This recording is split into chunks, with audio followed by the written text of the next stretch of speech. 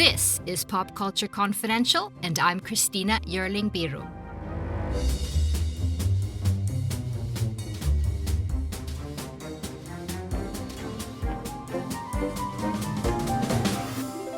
Viva la Revolucion! What a night! Ryan McQuade is here to recap and rehash the 98th Academy Award. Welcome, Ryan. We did it. Rise and shine, listeners. This is it. We did it. He won. We are going to talk about everything. So, Ryan, I think I'm going to take you through the telecast step by step. I want to hear everything. I want to hear your thoughts on Conan. I want to hear your thoughts on the different, packages, and of course on the awards themselves. So, let's just start right off the bat. What did you think of the Weapons Conan intro? God, it felt so classic Oscars. Like just right off at the bat, it was like, oh, this feels so classic and good as somebody that's watched this telecast for like 34 years. Christina, you watched it longer than me. Not much longer, only 35 years. A little bit longer. there, I can tell you that Conan has like this great sensibility of blending the old with the new. And he kind of did this last year with The Substance, and I didn't think that one worked nearly as much as this one did, as like a great montage to run through the nominees and have a chance to start highlighting the films of the night. And he kind of did something similar like this at the Emmys years ago, where he ran through different shows like Lost and I think 24 and The Office and stuff like that. And it was really great. But to do it as a sort of pseudo Aunt Gladys was a real fun. It's very much a nod to Billy Crystal, Bob Hope, those classic, Oscar I hosts. loved it. I thought it was the best intro in ages. I thought it was Very the much. tempo. I loved how he went through all the movies, and I actually liked that part a little better than the monologue itself. I agree. I thought the monologue was a bit hit or miss. I think that the high expectations from Conan last year, he did such a great job last year. I think this was an overall good effort from Conan Hmm. O'Brien. I don't think Conan ever tanks at these. He's super comfortable at doing it.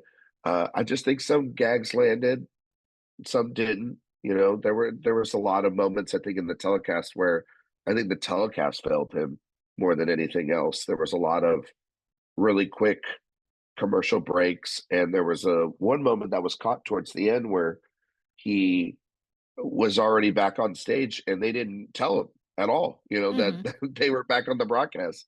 But I thought he did the best he could. I don't think I think like some of the stuff with like YouTube making fun of that and like TikTokers and stuff for the kids.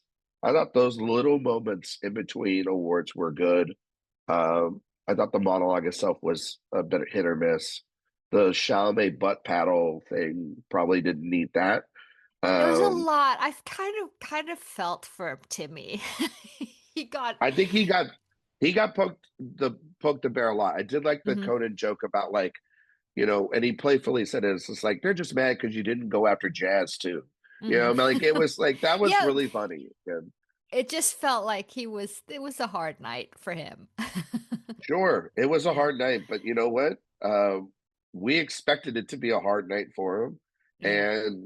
and I mean, he brought this upon himself by making those stupid comments. Like you can't deny that. Like there was just a general.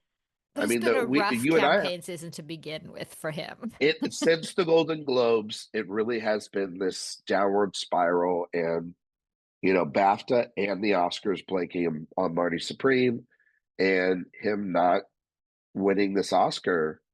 I mean, Christina, we're not there yet at actor, but it to look at Chalamet in this category, they really are going to make him wait like Leonardo DiCaprio. They really are going to make him wait like Al Pacino or Paul Newman. So in a sense, he is on the trajectory of being one of the greats, like he said in that SAG speech last year, Hmm. because the Oscars are going to say, "You want to be great? Cool. We let all these other people wait." we're gonna make you wait too. You shall And wait so too. he'll be fine. No, Yeah. he's got Dune Part 3 coming out. He's got a great life partner. He's I'm gonna not be worried okay. about Timmy. I just want to No. explain to the listeners that you are on assignment, so you're not at your regular microphone. Correct. Just So so, if I yeah. sound a little muffled, I'm on the streets of Austin, Yeah. Texas, South by Southwest, in between subpar movies and barbecue. I'm here, talking about the Oscars. So it's not Next been a up, great fest, but it's been a great Oscar night. okay, we'll talk about that next time. But the first award of the night, supporting actress. Now, this was kind of a three-way race going into it. Woonmi, Tiana, and Amy Madigan. I was I've actually been sure about Amy Madigan since we talked after seeing Weapons. I just felt, Yeah. and this was the first award of the night that actually made me cry. I thought when she talked about her life partner, Ed Harris, her beloved Ed Harris, I thought it was such a wonderful speech. And just seeing the two of them together and what they've done for film, and I think it was amazing. Almost in the same seats they were a couple of years ago with the infamous Elia Kazan. Kazan, a protest, and really, I mean, it's like they put her there on purpose, which I don't like. When I don't like the Oscars to manifest certain things like that, but they totally did. I thought Amy Madigan's speech was perfect. I loved her suit. I thought that was so cool. She's such a off the cuff, wonderful speaker. I think I think this is that, Tiana Taylor and Wumi Musako really felt like they kind of took votes from each other as these very complex, very interesting Black actresses that were playing these very maternal figures. One more maybe sympathetic, but one more complex, I think, than the others. And so they kind of felt like they not siphoned each other's votes, but there wasn't enough passion for either one. And Amy Madigan, of the 20 nominees, is the most famous character, I think, of all the characters Yep. this year in cinema. I mean, Conan is literally Aunt Gladys to start off the show, and it made total sense. I think she also is a veteran actress, the 40-year gap in her nomination. Ed Harris, she's an institution herself. And she really kind of had like the Rust Belt vote, that middle of the country vote from the Academy. And she was able to charm, offense everyone. I think if Yeah, you because the didn't only love what, nominee from her film, which is yeah, incredible. which is very rare. I mean, it's the first time since Penelope Cruz and Vicky Cristina Barcelona that's happened in the category. It's very, very rare. And in the modern era, signs point to it being a Best Picture nominee. It points to maybe the BAFTA winner, maybe something more unprecedented. And it just went with Amy Madigan. And I think that SAG speech really put it over the top for her. We'll have to talk about the voting overall because I do think that voting was different this year. And that's going to be very interesting to talk about going forward, after the wins tonight, about timeframes, what's on the ballot. We can get to that here in a little bit. Okay. But Madigan's speech, one of my favorites, and a beautiful speech. And yes, I shed a tear when I saw Ed Harris on that telecast. Next up, we have the animated feature and animated short. There was no surprise with K-pop there. K-pop. That was predicted. And then the incredible performance. I lied to you Yeah, I think I'm a little bit more mixed on this than I think others are. I think that because because it's hard to recreate that cinematic moment. And I think that the camera at times was a little all over the place. I think the sort of stage choreography was a little all over the place. It was starting to remind me of that Bond tribute I think they did last year, hmm where it's like, where's this camera going?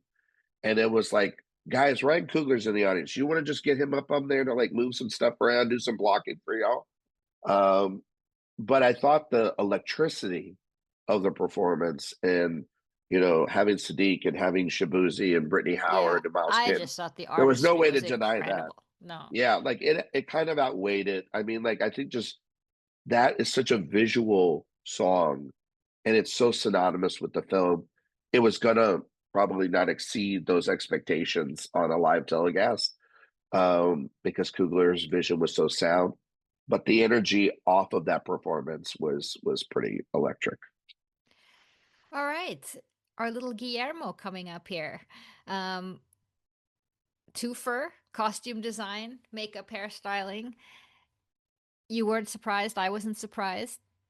But No, lots, so yeah, much love for Guillermo. I want you to talk about this for hours right now. So get it out of your system. You're such the biggest Frankenstein fan ever I'm in not, the but I history of do it. I do appreciate 11 hours per day with Elordi. 400 hours 400 is what hours. Mike Hill said, The which is artistry crazy. of the film, I'm definitely not questioning that, but it wasn't my movie of the year. If you want a great interview up on Awards Watch, I spoke with the great Kate Halley about her work on this film. Kate Halley, one of the nicest people you're going to meet in the world. And if there was anybody that was going to win this category, it was going to be her. Mike Hill and that team with Frankenstein and the makeup. And I mean, we could just talk about it right now, I guess, and get it out of the way and just knock the Frankenstein stuff off as well. It won Mhm. production design, the three Oscars we expected it to win, and great speeches. And I'm going to make a declaration here, Christina. I made it on the Awards Watch show. I'll make it on yours as well. I just kind of feel like sooner rather than later, Guillermo del Toro will win another Best Director Oscar. He feels like a two-timer. He's so beloved in this Oh industry, yeah. and his artisans are always being celebrated. I, Kate Halley was somebody that took some films off in between Crimson Peak to returning to Guillermo's world, and she paid a good bet on him to return, and her work was, I think, flawless in that film. Regardless of you and I both agreed that there is script problems and pacing problems, but I think the technical elements of the film do blow it away for me, and I have no issues with these wins whatsoever. I think they're No, I don't so have well with it. deserved from these artisans. I think this was a perfect sort of solution, or to put it that way, for the Yeah, Academy to give it to the techno. I have no issue with that. yeah, There's other problems with the film for me, and I also have no issue with Guillermo's incredible passion for cinema, and I definitely agree he's not going anywhere, and he's going to be at the no, Oscars many times going. So absolutely. So the yeah. next award of the night was the new one, the casting award presented in Fab Five format. How did you think that worked? I thought that was brilliant. I don't want this every year, but I do think that if this is the way to introduce a category, my God, what a beautiful gesture and And moment. to these particular five absolute giants of their fields. Yes, absolutely. I mean, to have Paul Mescal, Gwyneth Paltrow, Jason Finity, Wagner Moura, and then Delroy Lindo to present their films, to stand up there and talk about the vital importance of casting. I just thought it was a smart move. I did not see this coming at all. This was one of the surprises for me of the Me night. too. This was my Uh, first strong of the evening. Well, and also in the predictions, but I'm talking about just in the presentation. I did not Mm. expect them to bring out the Fab Five. It's only been used very sparingly for acting prizes, and I think they did a costume design a couple of years ago or last year or something like that. You do realize we'll Um, be doing it for stunts, right? I We'll do, and I you think will that get that's our Mr. Tom there. well. I mean, if they have it their way, they're going to nominate him in the Mm. category. But I think that I just thought it was a beautiful presentation, and for Cassandra Calacundas to pull off what seems to be a massive upset on the night, and I think it was. But in hindsight, Christina, I think I'm not to toot my own horn already at the start of this episode. I Go it, was toot thinking, away. I was feeling this and speaking on this, I think with you and with Eric and Sophia on the Awards Watch show about how the Sinners win here in Coronation didn't 1000% make sense as a general lock. The idea that yes, Francie Maisler is massively responsible for this, and sort of the Sinners team forcing her into the conversation or forcing her up on those stages at SAG and other places. Like I get that, but one battle, Color Goodness, if that's a Best Picture winner, and and people tend to think of casting and stuff like that usually with a Best Picture winner, and you having downvoting, then which happens on occasion, and it's a new category, should have probably just said, you know what's going to go with the film that going to Hmm. win Best Picture. There's not going to usually be a split there. We're not going to know the full ramifications of this award for about another 4 or 5 years to see trends, to see if they're just going with what they think is going to win Best Picture, or if they're going with something that's best cast, or if they're going with an ensemble prize. But if they are doing all those, all three of those boxes are checked off by One Battle After Another. It has a massive discovery in Chase Infinity. It has great character actors. It has a movie star. It has locals and artists that are discoveries that, like the ICE agents that work with Lacha, or the people at Backton Cross, the kids, Hmm. all the people that work with Sensei and Benicio, all the minor characters in the French 75, the Christmas Adventurers Club. It is a wide spread of cast that it made total sense. And also for somebody that's worked with PTA for PTA 30 for years, so long. Yeah. it's in 10 films. I mean, Hmm. it's astonishing that she won this. She made a little joke She got it's hers weird that she first. won this, her first, but PTA looked so happy for her. And it was a sign, I think, of Yeah. massive strength at that moment for One Battle After Another, The for rest of it the to evening. beat. And that was the thing too. A lot of the, I would say, sinner pilled people out there that was saying Sinners had a chance had this locked in and was trying to find wins in technical categories for Sinners, that would add to the total with this, and not thinking that this was a vulnerable one for it to win. So this was a moment in the telecast. I looked and I kind of said, I think it's over after that point. I thought that One Battle then was going to cruise all the way to victory. So did I. That's the feeling we got here. Next up, we have the very unusual tie in the live action short, as well as a supporting actor. But just that, how often has that happened? It's the seventh time in Academy history, the first time since 2012, 2013, with the sound editing category when we had the splits in the sound categories, and that went to Zero Dark 30 and Skyfall. To happen in the live action short categories, first time ever. I want to give a shout out to Camille Nanjiani. I thought he handled it He handled that perfectly brilliantly. on the 10-year anniversary, mind you, of the La La Land Moonlight debacle. Any controversy up on that stage would have been disastrous, I think. And so glad to see that we can have somebody up there that can Is a keep pro. everybody calm, move it along.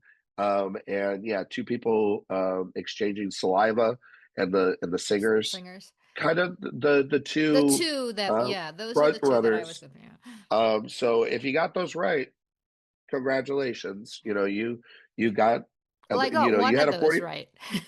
Oh yeah, I got Yeah. the singers. I think Yeah. you did. You go with the singers No, as I well? had singers too, yeah, at the end. Yeah, and so that was a very nice win, and two really great, I think, short films. And now they sketch their names in Oscar history as the seventh tie. Um, and you never know when those ties are going to happen. They're so surprising. You can't predict it. It's almost like you can't predict when the Academy is going to make history or not. You Right. can't predict that. And it happened again in supporting actor with an actor that wasn't there. That doesn't happen all that often That anymore. doesn't It was happen either. no, Yeah, it does happen with Sean though. He tends to come when he feels like it. he really does. He, I'm A so great win happy by. for him. Great win. I predicted it even though it was this sort of happened in the last month or so. The Well, I search for mean, Sean. the search for Sean at the industry makes total sense. When we saw One Battle and talked about this earlier in the season when it first came out, I told you I thought that this was going to be the performance to win. The season didn't dictate that early in the critics' wins. It was Benicio. Then it was Elordi at Critics' Choice and Stellan. And but the thing about this is that I think Sean Penn reminded all of us that he is an actor of his generation when he is given a role that's necessary and profound and interesting. And Lockjaw is a classic supporting actor win. This is like a hallmark back to The villain. kind of Yeah. the villain, a very Christoph Waltz-esque Hmm. villain where he's so nasty and dangerous, and yet there's something hilarious and darkly comedic about the performance. I think Sean Penn not showing up, I will say, is a massive disappointment Yes. because it makes me have to agree with Karen Culkin on something that him showing up and not caring is a little bit of, I think, a disservice to his fellow actors in the category. I think also a disservice to Paul Thomas Anderson and I his agree. the one battle team. Some things are, yes, very important. Politics are very important. You know, the world is very important. You may not agree with them, but you wouldn't be in this position if it wasn't for Paul Thomas Anderson. That being said, Christina, he won on this performance off of just the performance. Hmm. He did not win off of campaigning. He did not win off of, shaking hands and kissing babies. Yeah, And I because this think that is a that speaks, divisive figure on all sides of the aisle. yeah. And I think that that shows then the strength of one battle after another. It shows the strength of the performance. Him being in the Three Timers Club makes total sense. And I don't have an issue with it. I think it's one of the best performances of the year. I think it's another iconic villain. We rarely get to see two villains win in an evening, which is wonderful. And I think that, you know, I would have given it to Benicio. I know you would have given it to Stellan, but I think that Lockjaw makes total sense. It is an actor's showcase and really an actor's dream when you make it in, and it's something that Paul Thomas Anderson's done his entire career, make some of the most fascinating characters. Hmm. It makes total sense that Lockjaw follows in the steps of Daniel Plainview as this crazy, eclectic character that a three-time Oscar winner won for a performance. So, other than him not being there, I have no issue with this. I think that this was also a moment where I can say that a lot of predictions and a lot of punditry about Delroy Lindo and the Marcia Gay Harden comparison fell on deaf ears, and I think that that has to show there's a reason why wins and these precursors matter, Christina. And I Yep. think that, Delroy Lindo showing up was, I think, a byproduct of Paul Mescal having a category, fraud issue. I think he got in off of passion. And I think that, you know, obviously what happened to him at BAFTA was terrible. Him speaking at SAG did not hit a profound note. I No. think it was a bit of a bumble and stumble through that speech. It wasn't a crescendo to want to go and vote against him. I thought when he was on stage talking about Francine Maisler, he stumbled through his words. It just didn't seem like there was enough passion for Delroy Lindo, and that's okay. The nomination for Delroy Lindo is the win. We wanted this nomination for Defy Bloods. He got it for this film. He's an Oscar nominee, and he gets to carry that. Maybe down the road, if Spike wants to write him apart again, then he'll have that opportunity. I know Spike Lee was very disappointed in that. I disagree with Spike, though. I think ultimately the right person won this award, even if his ass didn't want to show up. And it kind of had that irreverence, like Frances McDormand kind of did with No Man Land. I think if Chloe wasn't there, I don't think that and she wasn't a producer. I don't think Frances would have shown up for her third, or Hmm. Anthony Hopkins, like him showing up. I know that was health and COVID Yeah, and well, he everything, was but ill still, and yeah. but still, you know, that was the last time I think somebody didn't show up and have a Mhm. speech prepared for the Oscars. So, but it kind of balanced the night out because we had the surprise tie, and that took a lot of time. And then Sean Penn not showed up. I think Yeah. he actually saved the telecast some He time. said, So, so we'll give him that. I'm going to get back to you at the end of going through the telecast with some talk about sort of the divisive uh, Twitter, film Twitter talk and all that. But let's move on because this is my big crying spurts came up with these two awards here. so The joy of Paul Thomas Anderson winning his first Oscar for adapted screenplay and the most wonderful speech to Maya, to his children, to exactly what the movie's about, sending the next generation out on, apologizing for whatever we have done and sending them out on their own. And it was just a beautiful speech. And he kept all the other things for hopefully winning the next one. And just this was so contained and beautiful. And he seemed so genuinely happy. And the same goes for right after that, Ryan Coogler winning his much deserved screenplay, also with a beautiful speech about, his passion for filmmaking, his passion for his cast, and for everyone who's been there for him, and it's just beautiful. Both of them. it, I was best act of the night for me. best 1-2 punch probably of the night. Um, Also, maybe the best screenplay duo in a very Oh long yeah. time. Just because um, completely unique visions, both in an adaptation and an original form. I thought that one, it brought a tear to my eye to finally see Paul Thomas Anderson on an Oscar stage, 14 nominations going into the night, three for this film.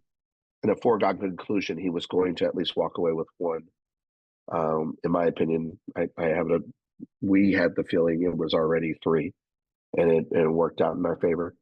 I thought his speech was perfect. I think that the haters out there that are trying to already dismiss him and his wins and and talk about the politics and all this different shit. It's a night to celebrate. It's a night to remember that the movie and the art, like David Lynch, the great David Lynch said, the movie speaks for itself, and this movie certainly does. And he answered questions backstage, even though I would be too pretty exhausted after a 3 hour and 45 minute show to want to just go celebrate.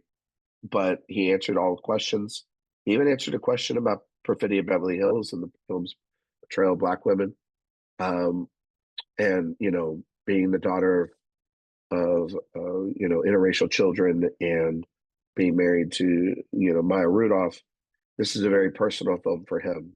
And if you watch one battle after another and give it the chance that it deserves, you know that this is a movie that's very personal. And I thought he delivered a beautiful speech, like you said, Yes. Christina. Talking, tying it to Maya, but then tying it to his children, the hope of our future, and hopefully that the adults in the rooms can make smart decisions to change our future. I thought Ryan Coogler, on the other hand, also delivered a massive emotional speech. I think that, you know, I heard a lot of shit this year about noise in the room and applause, but I think there was massive applause for both men when they walked up. These two men, uh, along with Mike and Pam, and with Zach Kreger at Warner Brothers, they had a year to remember. And this moment, you got to see these two filmmakers stand up. And PTA and Coogler, they are very introverted.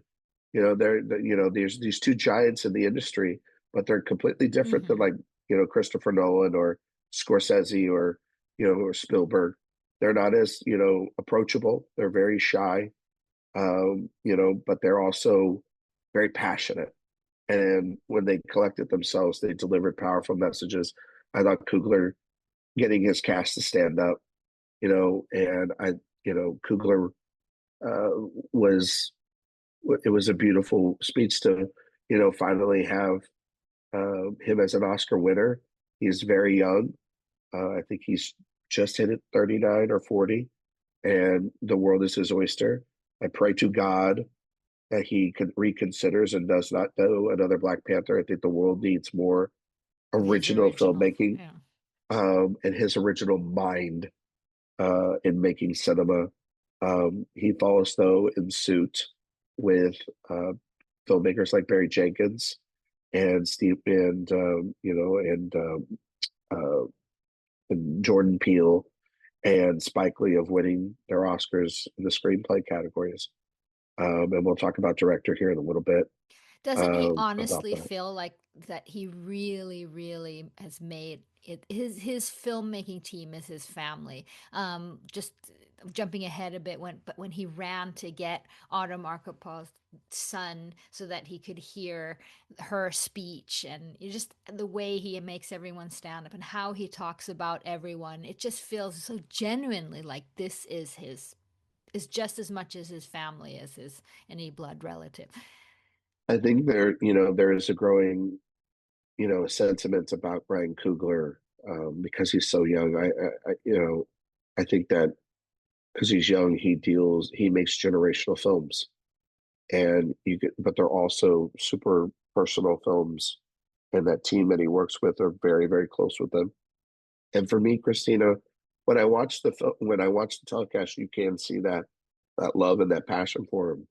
I would not be surprised at all because he's young, talented, and extremely, extremely well liked, and will be able to write a check to whatever he wants. Um, because Paul Thomas Anderson in One Battle is a massive gamble, and it paid off. Sinners is a massive gamble, and it paid off. And he bet on himself. He has the rights to this film in less than a decade, and he will have Sinners eternal. And he'll own that for eternity and pass that on. I thought one of the moments of the night to me that I thought was really profound about Ryan Coogler was when he said that he almost essentially apologized to his children and said that Yeah, for I'm being sorry I've gone. been Yeah. so gone, and but in a way he said that nights like this are great, but it's the memories that they'll make together as a family that'll mean more to him than anything else. I thought that was so beautiful. I thought between that and Michael B. Jordan's speech, you know, I saw a Hollywood Reporter article speaking with Chadwick Boseman's wife, and it very much was that feeling of the Academy recognizing these two men and their journey, but also recognizing, the fact that, as we've lost stars and we've lost people like Chadwick that intersect with Coogler and B. Jordan and this crew, they get to carry on this torch and make cinema that lasts and changes audiences. So I just thought it was profound, God both damn of it, them Ryan. did. See, this is what makes the Oscars so great. Right? It really is. And see, It and really is. and It's see, not BS. It's it's really it's it's not about picking sides. I mean, like I get to gloat about carrying this prediction to the finish line, but I can't deny. I mean, Sinners was in my top 10. It was in your top 10. We talked yes. about it. This online discourse of people thinking I hate this film. I love this film and I love its passion. And um, listen, I just like to be right. Like who doesn't like to be right around here? But there's no denying that Cougar made me very emotional last night, and I'm so happy for him. And I genuinely I say this with love and affection. I don't want him to go back to Marvel. I want him to make something original because if he can deliver something like Sinners, what else can he do? Like that's Oh, the thing. Like what else? The sky's sky's the the limit. limit. I Yeah. think at that point, like no one makes makes an Oppenheimer or makes an Odyssey. Like give him his Odyssey. Let Right. him make something even larger, than Sinners. Because I guarantee you this, he'll have the audience. We'll be there, you know. Speaking of tears and tributes, the next act was very long, several parts in the in memoriam. First to Rob Reiner, then sort of the package, and then Barbara Streisand for Robert Redford. Any comments on this? I mean, what is there to say other than it was beautiful? I thought Rachel McAdams and her words about Oh, Diane Keaton, that was. Diane Keaton was, I, shout out to Sophia Simonello. I know that that really hit her hard. Barbara, making, profound, personal stories and comments about Robert Redford. But I really think that like Billy Crystal going up there, and then maybe the most surprising moment of the night was to see the various cast members of Of Rob all the Reiner's films. films walk up on stage and stand there in solidarity for the passing of a cinematic legend. And Um, Michelle, that those yeah, included with. and Michelle, his wife, who were major advocates and profound artists, and it was truly just a beautiful moment. Conan started it off as well too, introducing Billy Crystal. I just thought it was beautiful. I thought the whole package was really well done. If I have one selfish nitpick, I thought Robert Duvall should have got his He own should have got, yeah, small someone to segment. speak for him. I think that, you know, anybody could have done it. Like he's worked with so many people. There would have been something sort of grand about maybe like Robert Downey Jr., who worked with him on The Judge, or Travolta, who worked with him on A Civil Action, or somebody that's worked with him. Maybe even ask Tommy Lee Jones to come and speak to him about Lonesome Dove, or just anybody in general would have been great. I mean, Duvall was an iconic figure, an Oscar winner, a legendary actor. And Hackman was honored the year before, and this is, I think, to that same level as well. So, other than that, I just thought it was an A plus, in memoriam, kind of ones that they should be doing yearly, but they shouldn't have to do yearly because hopefully we don't lose as many giants as we have. No, It's I been think they did a very rough. very, very good decision to really to make let this take its time, Yeah, with the amount yeah. of people. It We was it, talked, it yeah. made me cry. I Oh, was I was a mess, Christina. Yeah. um, we talked about production design and Frankenstein. Do you want to, before maybe move ahead more to Sinners, but do you want to mention anything about visual effects or the documentary awards? Or should we? Um, Sigourney, Ah, freaking hilarious that she cried when Avatar went up there. It's like, of course.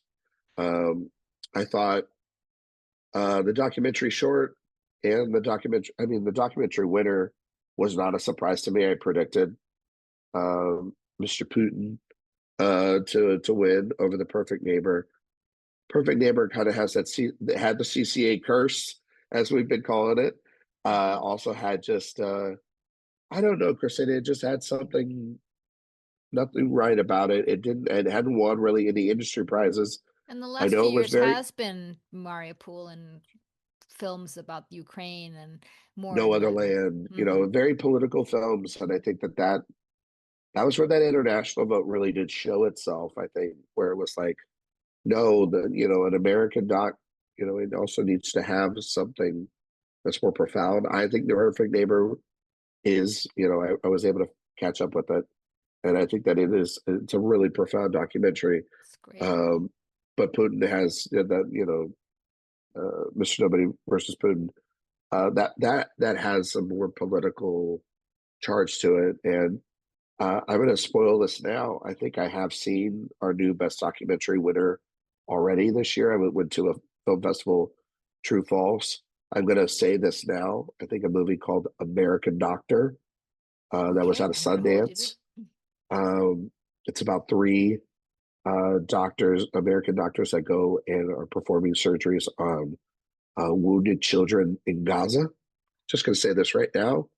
Uh, that'll be our winner next year, Mm. because it has the urgency and the political charge necessary, as sadly our world continues to be more and more violent. So, um, and it's 90 minutes too. Somebody has the courage to pick it up, they will have a documentary winner on their hands next year. So, it does seem right now, if you're voting for documentary, it needs to have a big statement on its Hmm. hands, politically, socially, that reaches across the world. And I think that that's what happened there with that win, and why it was not a surprise to me. So much of the politics in this year's telecast was in the movies, definitely, and very strong. Um, to the next act, we had two very predicted winners. Ludwig got his third, Ludwig Göransson, and then I'm sure he'll get his fourth next year when he's I working with mean, Nolan on the Odyssey. He's just a is genius. I keep saying that, he but it's the the truth. is he not this generation's John John, Williams oh at this gosh, point? but John You know, Williams, what he it's had five, but he's only 41. What at this I point, mean, so he'll be Ludwig could have past. four next year. Yeah, I mean, if you've listened to just the teasers stuff alone for the Odyssey, you're like, well, this guy's coming again. Like they Yep. don't have an issue with it. So it was a great win. Sound was also, I think most of us had predicted that one to Yeah, cars F1. go vroom Cars vroom. go vroom vroom. Yeah, Editing, the big one that went to Paul Thomas, or not to Paul Thomas Anderson, but to One Battle After Another, Andy Jurgensen. I yeah. think. I love this win. Um, we love a LGBTQIA plus community winner. Andy Jurgensen kissing his partner up there before he went up there and won that award. I loved it. Andy is somebody that I've gotten to know. I sat with him at the CCA tables. I interviewed him shortly after. Genuinely, just absolutely blown away by the editing and how he was able to work with PTA to wrangle in this sprawling epic. And it was a beautiful speech. It was very brief, but it was beautiful to see him get his recognition up there.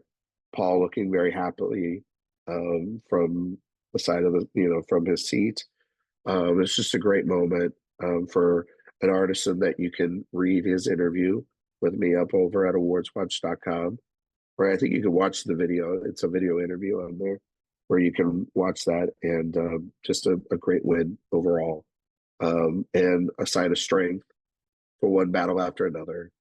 And I thought at that point it was going to Done deal. potentially continue that path. And then we And had then an something interesting, historic happened, yep, wonderful happened. The first woman ever to win cinematography. I thought yes. that was great. I thought it was a very great speech. It was a great moment, a historic moment. Poignant moment.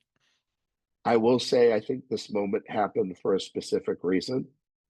And that was, I think that this is why it matters having names on the ballot, because this was the first year. Hmm. And we have heard this complaint before, Christina, about people like Roger Deakins, who for It's years ridiculous and that the names years, have not been on the ballot. Can I just say it that? is. No, it is. And I totally think that is why she won in a lot of ways, because if you And look all at the pre, it's a great work though. Can I just stop but you if there? you look, it, I know what you're, I agree. Hmm. It's a good win, but she won because her name was on the ballot.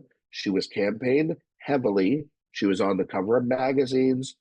She did a full episode with Sean Fennessy for the Big Picture, a very great, insightful episode, an Great hour-long interviews with conversation with them. Ryan everywhere. Ryan Yes, Coogler. Hmm. with Ryan Coogler everywhere, spotlighted in general more than any cinematographer. And I think that it doesn't take away from the win. It's not. But this is what we can have more historic things like this happen in other categories if names are on the ballot and you're not having to, push them out there, Hmm. so much to get them stuck in heads, because when her name's on the ballot, she's a recognizable name. She hadn't won any precursors up to that point. She lost CCA to Train Yeah. Dreams, And BSC, Bauman won. BAFTA, and ASC went to Bauman. So it wasn't expected for her to win because it seemed the tide had turned to her. I mean, it turned against her. But I do think, and this benefits to have this historic moment. It's not a shot at her. actually a great benefit to have this history that they finally did something right, putting names on the Yes, fucking I can't ballots after believe that. years. And then this can happen. This is because people forget names. People are Of old. course. People don't know this or they don't go that, or they just blind faithfully vote down the ballot. This is a perfect example of then they didn't have to blind faithfully vote down the ballot here. They had a name. They knew what they wanted to vote. They found it, they plugged it in, and it went to her. It was a Mhm. great speech. You mentioned it earlier. Kugler running to grab her son Oh, was a great moment. History having happens all the women sometimes. stand up. I Having the mean, women just what, standing up, kind of flashing back to Frances McDormand's Three Billboard speech, like it was a historic moment, and and the it happens previous because female cinematographers before her, who she's, yeah, it was really yeah, nice. and it happens because a name's on the ballot. I don't think this historic moment happens if it's not on there, and I think that that's it's important to mention that because again, you know, we have legends, we have people that build narratives and are around all season long. And then when they get to the Oscars, they don't win. And you're like, how the hell did that not happen? And it's because above the line, their names are on the ballot. Below the line, they're not. This gives us opportunities to have more people get recognized, you know, if you know who they are already Hmm. and don't forget their names. And so I think it's very good. It's not my personal pick, but but you can't beat history. History happening is great. It's great for the Oscars. It's great for all the little girls out there that want to be cinematographers. This is a moment where you get to say it is possible. So no, you know, I applaud the Academy for doing the right thing, putting that name on the ballot so we can have this moment. That is a because she won all the critics prizes. It makes no sense that she didn't win in the industry until the Oscars. But that's the kind of night we were having. Amy Madigan was on the sweeper, and she was able to win against all odds. Autumn Gerard Arkapaw is an Oscar winner. That's great for her, you know. Next up, we had a historic win for Norway, who had been nominated 7 times in Best International Feature and finally won for Sentimental Value, which was great. It also got its one award from 9 nominations. I was really happy, and Trier seemed really, really happy for it too. Nice to see the whole cast up there. Expected, I would say. Secret Agent, people Expected. talked about that, but with the strength of the 9 nominations, Stellan and all the actor noms, it felt, for me at least, that I thought this was going to happen. I hope that I mean, Joachim Trier makes wonderful films. I expect him to be back on that Oscar stage, hopefully one day accepting one, not for just his country, but actually for Yeah, his Renata will be there achievements. within a few Yeah, years. I mean, you know, I thought his speech was great, and I thought that if you've seen the photos already with him and Paul Thomas Anderson, Yes, they were great. two great friends, and also in the telecast, seeing Ryan Coogler and Chloe Zhao stand up and applaud him and be the ones to stand up first to applaud him, who he was their Sundance mentor when they were making their first films.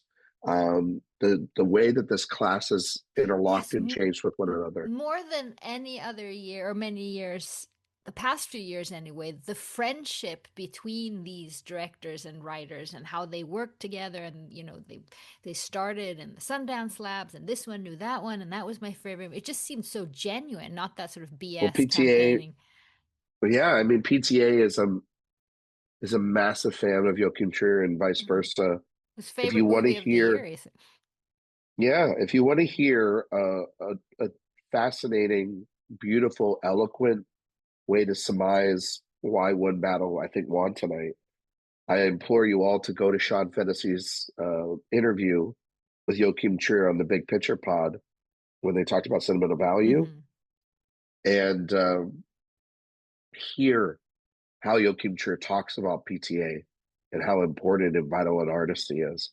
The photos of Chloe and Kugler um, uh, when Jesse won, when Autumn won, hugging in the aisles because they were across the aisle from each other.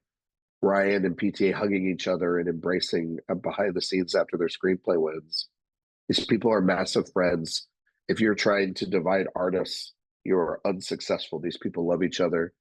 Um, Ryan Coogler will tell you how much he is inspired by Paul Thomas Anderson. Same with Chloe Zhao. And PTA, I know for a fact he loves Sinners and Hamden and Sentimental Value. These are very important films to him. And He's then talked about Papa them all on the Spielberg in campaign. the middle of them applauding He's everyone left and right. he is because they all Again, look this to is him why the Oscars are great. because he's a North Star to all of them too. So He is. and All he right. highlighted all of them in a South by speech that I heard Yeah. here with Sean the other day. He highlighted all these films and Clint Bentley's Train Dreams. So he very much Just the best. is the connective tissue to all of them. Original song, expected, of course, Golden. And then we get to finally PTA getting his director nod. Another I beautiful speech, another great moment. I loved his little kind of jokey jab, like it was almost very You made Shirley me work MacLaine for it. esque. He made me work for it. That was very Martin Scorsese. And can you check the envelope? I thought the whole if you wake up in the morning essentially and you think you should have won, just know that I'll take that for myself. You know what I mean? Like he was very happy with it, and I just thought once again talking about Adam Sandler and Mhm. um, missing his friend and you know that movies are his home. I thought that that was very profound from PTA, who cements himself as this generation's Martin Scorsese, cements himself as someone that took a long time to get to this stage. And a lot of people, online tisk tisk and poo pooed and whined and bitched and moaned about this. And this is an industry that, a lot of people are indebted to Scorsese and Spielberg for carrying the torch the last couple of years to save Turner Classic Movies, to fight Warner Brothers on saving certain things, archiving cinema. Right there alongside them has been Paul Thomas Anderson as their third collaborative partner. Um, and I don't, and Nolan obviously has his own um, edge to his own sort of path and all of that as well. I think that Spielberg and Nolan speak to sort of same sensibilities, and I think that Scorsese and PTA speak to those as well. I think that those our future is bright with PTA and Nolan at the helm, and they're massive friends and allies in celluloid in the cinematic experience. And I think PTA winning this, it is the great director of his generation being recognized by his peers, humbled, honored, and something worth celebrating, and not for a film that is lesser than his masterpieces, a movie that stands side by side with them, Very much still so. able to make audiences wow and make complicated, thorny, hilarious About our time and about about our time, just and do something, and also to push himself to limits that we've never seen him go to before. Um, it was the right choice. Um, I understand the advocacy for a Kugler win. It was never really in the cards. This man had 11 nominations and then 14 going in on the night, 11 previous nominations. It was his time. mhm. And it was his time. It was for the movie that was universally considered the masterpiece of the year. And in doing so, um, he walked away with Oscars in hand. It was a beautiful moment, a beautiful speech. That room was elated. And I will say, the noise in that room sounded pretty goddamn large when he won. Sounded pretty good, you know. We spoke quite at length about Timmy and Michael B. Jordan's speech. Anything you want to add in actor? I thought it was another profound, sort of thunderous Very much. moments. I think the next three as well. Michael B. Jordan winning this. Some people didn't even think he could get nominated. There was a point I didn't know if he could even get nominated. A massive fumble by Chalamet, a generational wait in your turn. Um, He'll be I gotta back, say but this. hmm. I gotta say this. Leonardo DiCaprio looked good. Oh my God, the mustache. We kept The saying that mustache. in the studio because I was on I thought he TV looked hot. during and every we weren't on was like, oh my God, more Leonardo DiCaprio. That's the Prague mustache. That's what he's Yeah. filming with Marty in Prague, and Now that he's like must in be. he's in a fat suit or something like that for that movie, or it looked like he gained weight on the set. But when you saw him in the suit, he looked good. Oh Like my I was God. like, yeah. Michael B. Jordan, I mean, personally, probably the fourth or fifth best performance in a category that was so strong. Um, but there was no denying the passion for him. And it's this great moment that this partnership between him and Kugler carried them both to Oscar wins. Yeah, It's beautiful kind of, partnership. you can't write that script any better. It's like the PTA fans get what they want, the Sinners fans get everything that they want. Yeah, they don't get director and Yeah, but they don't still get perfect picture, split. but their guys both get to walk away. Those two guys from Fruitvale Station, you know, all the way to this, they've made every film together. Kugler's inspired Michael B. Jordan to stand behind the camera. There's there's there's just something profound about it. I thought him winning, he looked so great up on that stage, and it cements him in a field now where he has now the permission, I think, to become an even bigger movie star. The responsibility he has to potentially become the next Denzel Washington of his generation.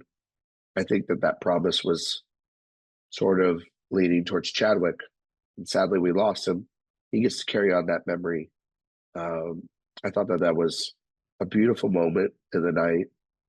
From what I was told from people in the room, it felt like that was a giant applause moment, Hmm. and the crowd was elated. You could see it on the screen. It carried over from SAG.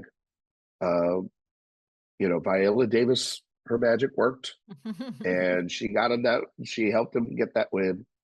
And Michael B. Jordan stands as the best actor, and uh, it's it was a it's it's a very few selective black actors that have this trophy. I mean, he mentioned all of them: Sidney Poitier, Denzel, Jamie Foxx, Forrest Whitaker, Will Will Smith. Smith. He mentioned them, and he gets to stand alongside them and be a part of history as well. And then Jesse Buckley, the one sweeper of award season. No Yeah, I mean, surprises.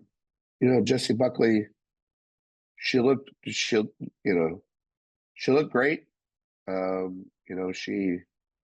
She yeah, I mean, she had a great speech. She'd done everything right. Chloe and Ryan hugging in the aisles. Paul Hmm. super excited and crying.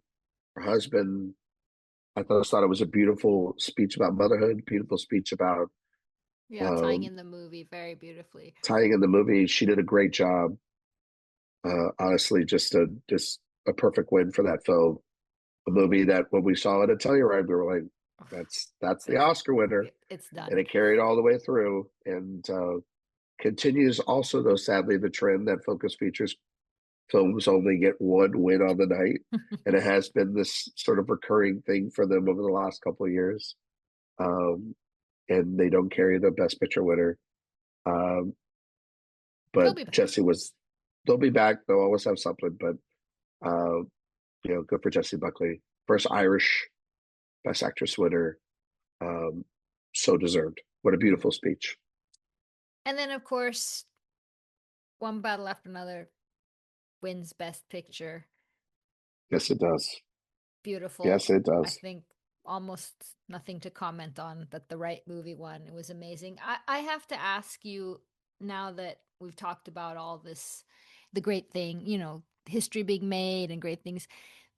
There has been so much pettiness and I don't know what to call it, fighting and within pundits and journalists and film Twitter. Do we need this? What's Um, I mean, do we need what exactly? just why is this happening? What's how do we I I think change that course? I think people are going to And hear I'm using massive different tones from myself. If you want to hear my instant reactions, that'll be on the Awards Watch show. I was very elated and um, very much in the mood to just be like, "I told you so," and very excited. I do better with my responses the next day. Here's what I'll have to say about a lot of this. I think that people think that they're more important than um, than award shows, or they're more important than the voting body, and they make this personal. Uh, if it's your job to cover this stuff, if it's your job to um, be a pundit and a journalist, you need to tell the truth. You need to say whether you're being biased or not. I saw a lot of punditry this year where it felt more as if they were bored, more as if they were wanting to make a race something that it wasn't. Because when you look at these wins, there wasn't a race. It was one battle all the way. It won six at BAFTA, won six here, and it won all the guilds. Um, you know, change out cinematography and casting, just switch them. They're still the same awards that we all expect centers in one battle to win. There wasn't a real surprise. The only surprise, again, was a tie that no one can predict. No one can predict those things. And when you do predict those things and try to predict ties, they don't happen. I mean, that's why it's only happened 7 out of 98 years. It's very, very rare. I think that certain people want to be advocates and want to think that their voices are louder. They're not. They're no matter how big your platform is, no matter how many followers you have, or how many opinion articles you write, it doesn't fucking matter. The system is set for the industry to make their voice known and heard. You want to know how I know this? A man did not show up to 3 telecasts, and they awarded him regardless of whatever happened in his past, present, and fucking future, because they cared about the performance and it moved them and they thought it was the best. He won on merit. Sean Penn won on merit in the eyes of the Academy. He did not win on film Twitter, ooh, I don't like that someone's winning a third. Ooh, I don't like that this is happening and this is happening. Ooh, that they don't think like that. They don't think about history. They don't think, they don't vote with, I got to have this many black winners and this many Latino winners and this many female winners. They don't do that. They vote based off of what they think's the best. And when you look at critics wins, they tell a story, and they have told a story the last couple of years of when the most critical wins. And I'll give credit to Matt Negley and his team at Next Best Picture. They kind of pointed this out on their end of the year or at their final prediction show, where they said that uh, over the last couple of years of the expanded lineups solidifying and the expansion of the academy, the top two contenders in every critical category, like from critics groups, and when you add them all up, when those top two contenders have solidified with the most wins, those tend to be the winners on Oscar night and through the guilds, because people are starting to see that those are winners. And that happened with Amy Madigan. That happened with Michael B. Jordan. That happened with Paul Thompson. It happened then in these tight races that ultimately didn't feel tight by the end. Hmm. And I think you can hope predict and you can Marcia Gay harden the shit out of things all you want. But you then also have to admit when you're wrong. I've done that myself on this recap show before. When Everything Everywhere All at Once happened, I was wrong. I did not see that that was going to be the thing for a long time. And then it was, and I predicted it. And, I'm not a fan of that film as much as everybody else and don't think it's, worthy of Best Picture. That's my opinion. I'm entitled to have that opinion. And guess what? It still won. And I gave it its props. It won its 6 or 7. I don't remember which it was, 6 or 7 awards. And it had a great night for itself. Um, and I think that, you know, people trying to, I mean, Yeah, things get they could, nasty, personal. I mean, that it it just, got very nasty. I mean, last night it was like, it was very funny. Like the wins have already happened. And, people trying to get mad at PTA for, comments, I guess, that he made after the show because he just wanted to party and celebrate. And God, who wouldn't want to just party and celebrate? He's won an Oscar. And I wouldn't want to talk about politics. Ryan Coogler didn't talk about politics backstage. Michael B. Jordan didn't talk about politics. Jesse Buckley didn't talk about it, but they put it on PTA's doorstep and try to undermine it and say, and this is the thing about PTA and being a fan of PTA over the years is that, um, there was the massive scrutiny with licorice pizza. There's always something that people want to nitpick about, but then the tide settles and things move away and people go, oh, that's one of my favorite guys. That's one of my this or that. And I think that there was this thing, Christina, also about false hope. I think that places like, I'm going to say it, Variety and others with massive platforms gave false hope to the Black community, to Black voters, to people like Delroy Lindo. When I watched him, that is the face of somebody that was I think told that he was going to win. I think that you look at the room. It felt like I was watching Oscar reactions, and it was like people were told that Sinners was going to win. It was going to sweep. You had pundits predicting it, like on Gold Derby, up until the last second, that it was going to sweep and that it was going to do this and it was going to that. And that's hope dictating because the season outside of SAG has shown it was going to be one battle after another. And that sets people up to fail predictions wise, telecast wise, hope wise. And then it makes people mad and angry. And they take it out on a deserving winner. They take it out on a generational winner. They then spend the next 6 months to a year trying to say that it was terrible when it was the most critically acclaimed film of the year, when it won the most critics prizes in picture and director and all these different places. And I think that you can get your clicks doing that, but that's a dangerous thing to do to a community online, particularly a minority community that already feels on a day-to-day basis like the rug's been pulled out from them. And you could say, oh, I did it out of hope and want. It's like, yeah, you did it out of hope and want, but you refused to accept that most likely it was not going to happen mhm. and that the evidence behind it didn't show that it was going to happen. And then you got nasty about it. Then you got personal about it. Then you double, triple, quadruple down about how you felt about this and you made it personal. And I think that there's a lot of pundits, you know, I read a lot of pundits over the last couple of weeks to try to see where their minds were at. It was probably the most coverage I've consumed doing this because I, one, didn't see the admiration nearly as much for one battle as much as people wanted a race by the end of it and got bored with a long extended The long war. season.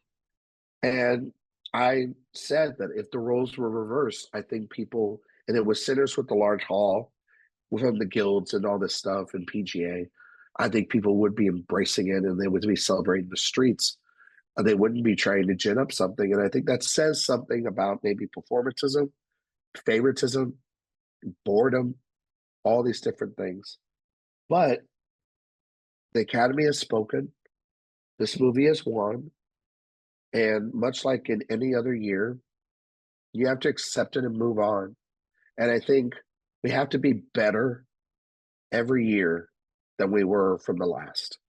And we're not learning things. We're actually getting worse on things, I believe.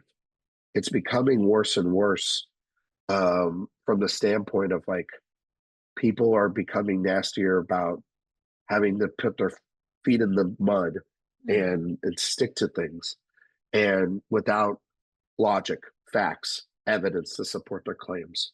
And that can get you so far, but it doesn't get you to the finish line.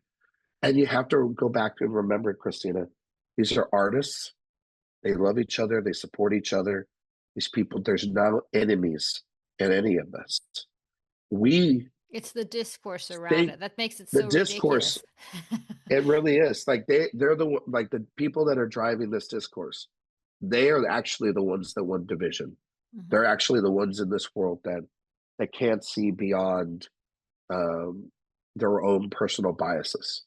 And at the end of the day, that's not the way to cover this. You and I know the bright people that cover this, and we listen to them and we advocate. And I think that, you know, ultimately we accept results. I accept results of things. I For accept the love facts. I of the accept art. wins. Yeah, For the love of that's art it. or just in politics or anything in general, Yeah. I accept it. I move on. And you know what? I hope that in my lifetime, because I've hoped for this a long time, I hope that there is a black winner. I hope Ryan Coogler returns. I hope Jordan Peele returns. I hope Spike Lee returns to the Oscar stage. I hope Barry Jenkins returns, Steve McQueen. I hope all these men, and one day I hope that a black woman gets to be on that Ava. stage. And anybody, Autumn Gerard Arkapaw, Mm. maybe she's got a story to tell now from behind the camera and being a director, after this win. Who knows? But to speak in absolutes, to speak like this is his only chance, is a bit ridiculous because I do think that the Academy is changing. I do think that they showed with history last night that they have a chance to change and really push the needle forward. We have to go with that. We're about to hit 100 years, and yes, 100 years not having a Black Best Director winner is it's not great. You know what that means?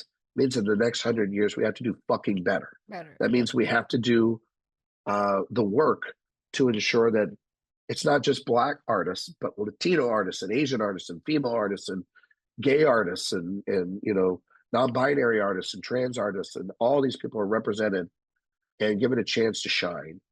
And I think that we only do that when we're united and together. But if there are some people that are going to be assholes and are going to divide us, then maybe they shouldn't have jobs.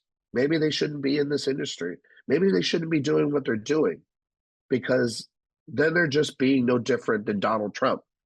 They're being no different than the politics and the division that we see. And this is supposed to be, to a level of degree, entertainment, fun, and there's also supposed to be a level of professionalism. And there seems to be lost over the last couple of years more and more. And I think we've hit our point here because I'm at the point where I have no choice but to call this stuff out like I see it. If it makes me look like an asshole or makes you look like an asshole, Christina, I think that at this point, then I guess we're a bunch of assholes because we have to be the ones to point out the inaccuracies and the hypocrisies that go on in this world. You can't sit silent.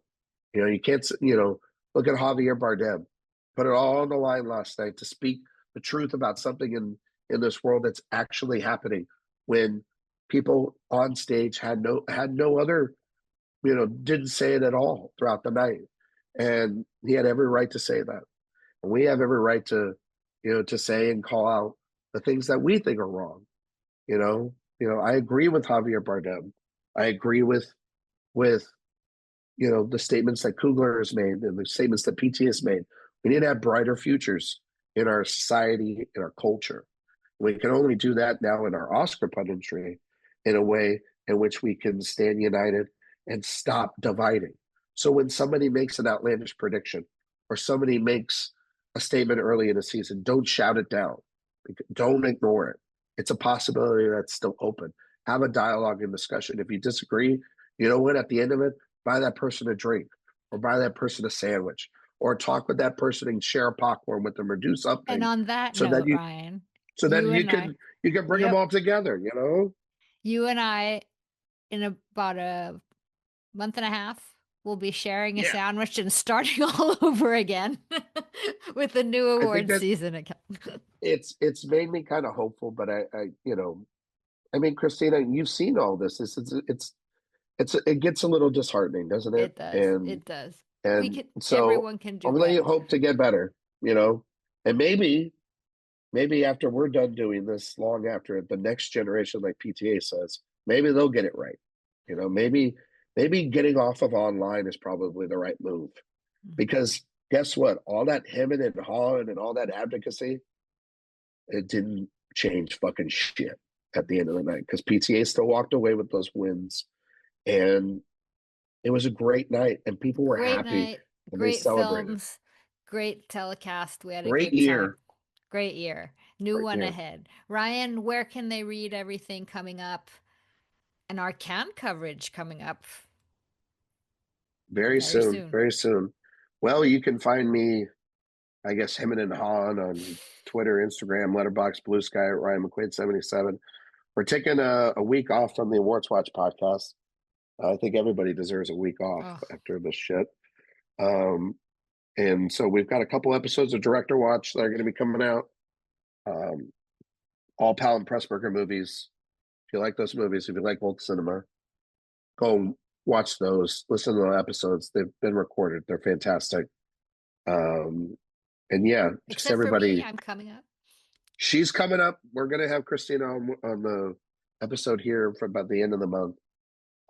So look forward to that. But yeah, I want to say also one last thing too. I want to thank the listeners here at Pop Culture Confidential for putting up with my ass this year. I want to thank Christina for having me on and the enriching conversations that we've had about the season. Me The too. interviews that she's done with Oscar nominees this year were fantastic.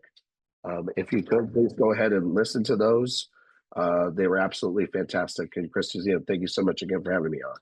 Right back at you. Thank you so much, Ryan. And you can, of course, follow me, popcultureconfidential.com, or Twitter and Instagram at Christina Biro. And see you next time.